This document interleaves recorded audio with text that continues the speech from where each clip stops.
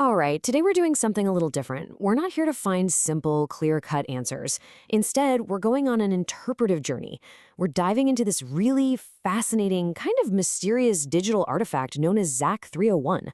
Think of this less like an answer sheet and more like a guided tour through fragments and echoes. So let's get into it. I want to start with this question right here, because it really gets to the heart of what we're looking at. What if a story wasn't, linear, A to B to C? What if it was scattered all over the place, basically asking us to be the detectives, to find the meaning?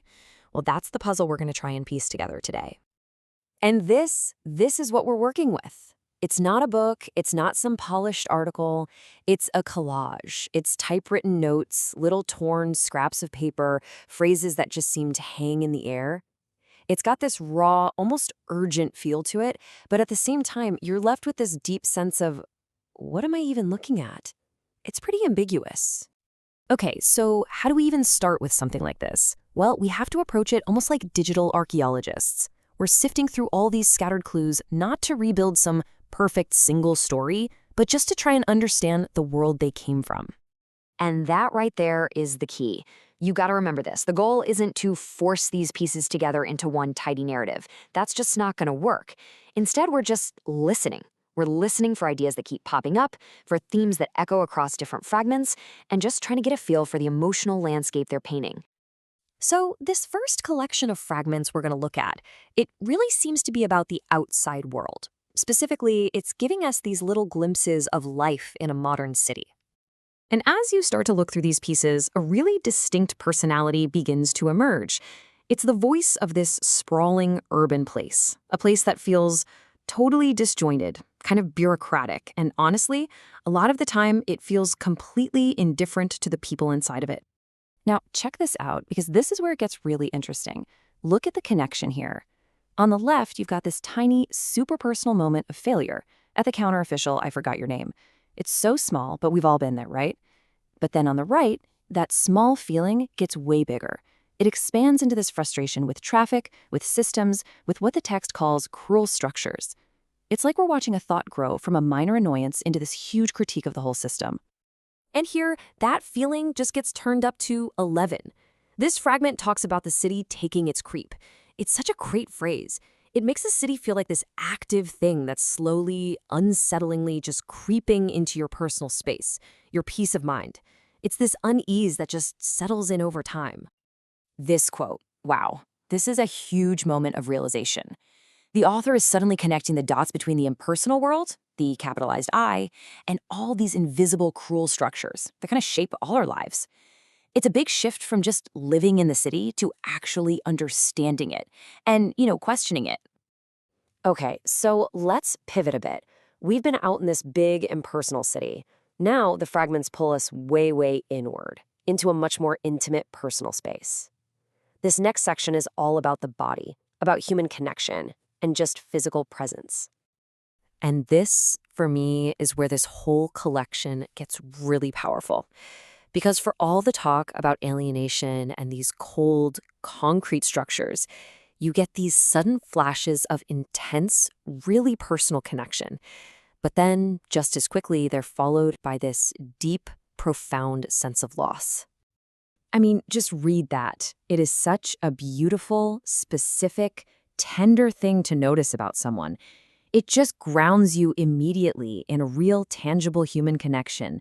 It's not about some big idea. It's about a single detail on someone's face that's become permanent in the mind. It's incredibly intimate. And then, bam, we get this. The emotional whiplash here is no accident. We go from the intense presence of Priscilla's dimple to this glaringly absent you. That back and forth, that juxtaposition of presence and absence, of intimacy and loss, that's the real emotional engine that's driving all of this. So the focus on the body continues here, but it shifts a little bit. It's more about desire, vulnerability, what the author calls the casual battle of relationships. The text is sort of exploring that tension between our outer layers, our clothes, and the intimacy of what's underneath. All right, for our final section, the fragments kind of zoom out. They take a step back from the outside world and the inner self, and they start asking questions about themselves, about the purpose of making art in a world that feels this chaotic. So yeah, the whole project kind of turns in on itself. It becomes meta. Why even make these collages? Why write these little fragments down? The author really seems to be wrestling with that question, trying to figure out why we create things against the backdrop of everything we've just been looking at.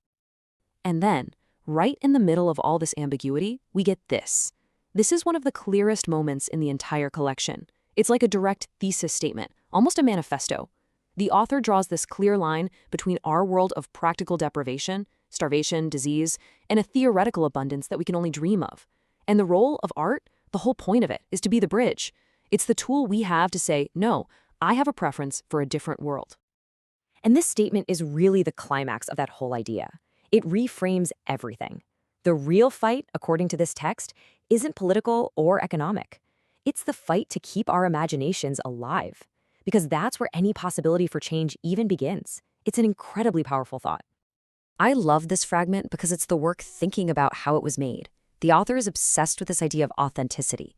Even when you take a piece of reality, like a real newspaper, and you put it into a piece of art, it doesn't stop being real. It suggests that all these fragments, as broken and disjointed as they feel, are still authentic pieces of a real experience. And this is where we're left, with this final, haunting, and deeply ambiguous image. An escape is possible, right? The exit is ajar. But for some reason, it's not being taken. We're left with this unresolved tension, this feeling of being stuck between two worlds, which honestly feels like a perfect way to sum up this whole collection. So we end up right back where we started, with a question. After going on this journey, it really seems like the point of this whole thing isn't to give us a neat little conclusion. Maybe the meaning is actually found in the act of searching, of trying to piece the clues together, and of asking these questions for ourselves. What you take away from this now? Well, that's up to you.